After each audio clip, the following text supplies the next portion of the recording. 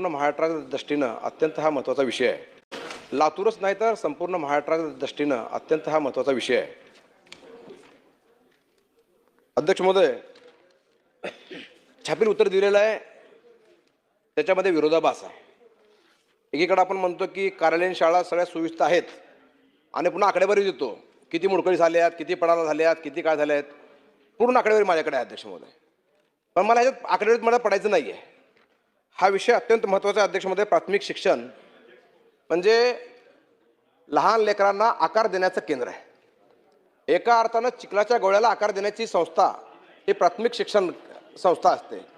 अध्यक्ष महोदय, अशा परिस्थितीमध्ये आपण बघा अध्यक्ष महोदय, आज सुद्धा उत्तरामध्ये सांगितलंय की कला क्रीडा कार्यानुभव या शिक्षक याची भरतीसाठी आपण येणाऱ्या काळामध्ये भरती करणार आहोत।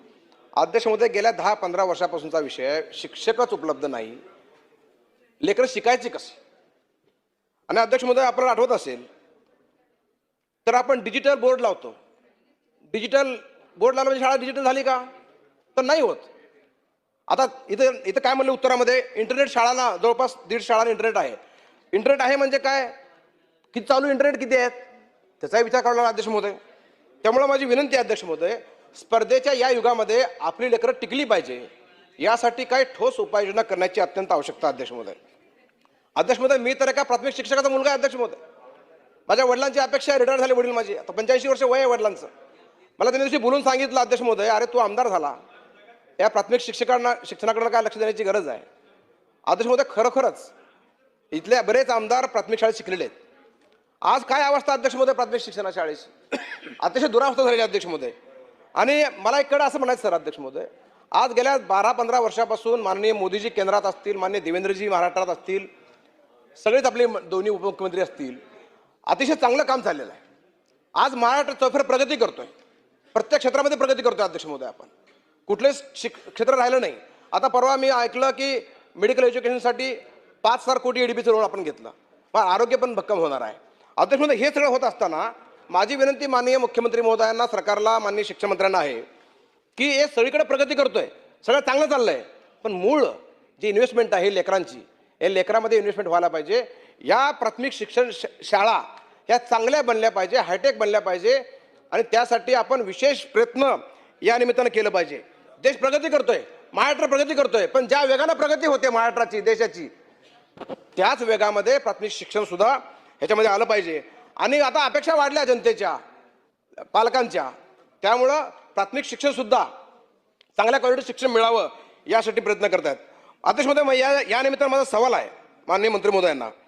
एक सवाल माझा पहिला असा अध्यक्ष महोदय की हा विषय लातूरपुरता नाही, संपूर्ण महाराष्ट्रातल्या शाळांमध्ये आज दुरावस्था आहे प्राथमिक शिक्षणाची, आणि म्हणून या संपूर्ण शाळांचं एक आपण A to Z असेसमेंट करणार आहात का? आणि इन्फ्रास्ट्रक्चर डेव्हलपमेंट जशी होते, एडीबी बँकेतून घेतो आपण वर्ल्ड बँकेचे पैसे घेतो, आपण पुन्हा नाबार्डचे पैसे घेतो, त्याच पद्धतीनं एडीबी कडून, नाबार्ड कडून किंवा आणखी वर्ल्ड बँकेकडून सॉफ्ट लोन 5,000 कोटी 10,000 कोटी जे काय आहे ते घेऊन या संपूर्ण महाराष्ट्रातली शिक्षण व्यवस्था आपण सुधारणार आहोत का? या संपूर्ण महाराष्ट्राचं प्राथमिक शिक्षण आपण मजबूत करणार आहोत का? आणि त्याचबरोबर तिसरा प्रश्न अध्यक्ष महोदय, महाराष्ट्र प्राथमिक शिक्षण काय आपल्याला योजना आणावी आणि या योजनेच्या माध्यमातून क्वालिटी एज्युकेशन द्यावं आणि स्पर्धेत पिढी आपली टिकेल, पुढची पिढी, यासाठी विशेष प्रयत्न सरकार करणार आहे का? हे माझे 3 प्रश्न आहेत, याचे उत्तर द्यावे। धन्यवाद अध्यक्ष महोदय, सन्माननीय सदस्य माननीय आमदार अभिमन्यू पवार साहेबांनी शिक्षण विभागाच्या संदर्भामध्ये आपल्या भावना या ठिकाणी ठेवलेल्या आहेत। अध्यक्ष महोदय, आपल्या या राज्याच्या माध्यमातून शिक्षण विभागाच्या माध्यमातून कामकाज करीत असताना एक गुणवत्तापूर्ण शिक्षण विद्यार्थ्यांना मिळायला पाहिजे, त्याच्यासोबतच ज्या काही भौतिक सुविधांची त्या ठिकाणी आवश्यकता आहे त्या सुविधा सुद्धा त्या शाळेंना उपलब्ध झाल्या पाहिजे, यासाठी विभाग त्या ठिकाणी काम करतोय। अध्यक्ष महोदय, भौतिक सुविधांच्या संदर्भामध्ये UDIS प्लस डाटा या प्रणालीच्या माध्यमातून प्रत्येक शाळेमध्ये त्या ठिकाणी बांधकाम, त्या शाळेची परिस्थिती काय आहे, विद्यार्थ्यांचे टॉयलेट असतील, विद्यार्थिनींचे टॉयलेट असतील, पिण्याच्या पाण्याची काय परिस्थिती आहे, खेळाचं मैदानाची काय परिस्थिती आहे, कंपाऊंड वॉलची काय परिस्थिती आहे, किचन शेडची काय परिस्थिती आहे, इंटरनेट फॅसिलिटी आहे का, CCTV आहेत का, या सर्व बाबींची नोंद या UDAIS प्रणालीच्या माध्यमातून त्या ठिकाणी करण्यात येते. अध्यक्ष महोदय, या संदर्भातल्या ज्या काही शाळांच्या पायाभूत सुविधा आहेत या संदर्भामध्ये सुद्धा MPSP द्वारे त्या ठिकाणी सर्वे करण्यात आलेला आहे आणि यासाठी कितीचा निधी लागू शकणार आहे त्याचंही नियोजन त्या ठिकाणी करण्यात आलेलं आहे. अध्यक्ष महोदय, या ठिकाणी मूळ जी काही लक्षवेधी होती त्या लक्षवेधीमध्ये साधारणपणे लातूरचा प्रमुख विषय होता आणि मग राज्यव्यापी या संदर्भातली माहिती त्या ठिकाणी विचारण्यात आलेली होती.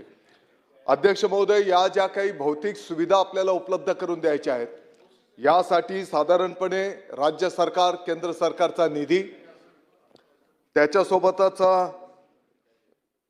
जिल्हा नियोजनच्या माध्यमातून 5% किमान निधी आपण या कामांच्यासाठी त्या ठिकाणी वापरू शकतो. त्याच्यासोबतच कंपाऊंड वॉल सारखं जर काही काम करायचं असेल तर ते मनरेगाच्या माध्यमातून आपण त्या ठिकाणी करू शकतो. जिल्हा परिषदचा सेस निधी आहे, स्थानिक विकास निधी पण आपण वापरू शकतो. सेवाभावी संस्था सुद्धा त्या ठिकाणी सहकार्य करत आहेत. गौण खनिज निधीच्या माध्यमातून पण आपण ह्या भौतिक सुविधा निर्माण करू शकतो आणि CSR आणि लोकसहभागाच्या माध्यमातून सुद्धा अनेक शाळांचं चित्र त्या ठिकाणी अध्यक्ष महोदय बदललं जात आहे. अध्यक्ष महोदय, पाठीमागच्या काळामध्ये शिक्षक भरतीच्या संदर्भामध्ये पण अनेक तक्रारी यायच्या आणि मग पवित्र प्रणाली याद्वारे आता शिक्षक भरती संपूर्ण राज्यामध्ये त्या ठिकाणी केली जाते. आपण मूळ प्रश्नामध्ये लक्षवेधीच्या केंद्र प्रमुखांच्याही संदर्भामध्ये प्रश्न उपस्थित केलेला होता. आत्ताच्या घडीला राज्यव्यापी 4860 ही पदं आहेत आणि याच्या माध्यमातून 50% पदं ही पदोन्नतीच्या माध्यमातून आणि 50% पदं ही थेट भरतीच्या माध्यमातून त्या ठिकाणी भरली जातात. अध्यक्ष महोदय, पदोन्नतीच्याही संदर्भामध्ये सर्व विभागाला सूचना करण्यात आलेली आहे आणि लवकरात लवकर ती प्रक्रिया संपन्न करून ही पदोन्नती त्या ठिकाणी केली जाईल आणि थेट भरतीची प्रक्रिया यापूर्वीच कार्यान्वित आहे. येणाऱ्या आठवड्याभरामध्ये त्याचे निकाल त्या ठिकाणी घोषित होऊन मला वाटतं की 1 महिन्यामध्ये ही पदं पण त्या ठिकाणी नियुक्त केली जाणार आहेत. अध्यक्ष महोदय, 12 वर्षांपासून हा प्रश्न प्रलंबित होता आणि तो पण विषय त्या ठिकाणी मार्गी लागलेला आहे. आपण मूळ प्रश्नामध्ये विजेच्या संदर्भातला मुद्दा उपस्थित केलेला आहे आणि राज्य पातळीवरनं वीज बिलाच्या संदर्भामध्ये 18,43,00,000 रुपये देण्यात आलेले आहेत. लातूरचा जिथपर्यंत विषय होता तर 77.42 लक्ष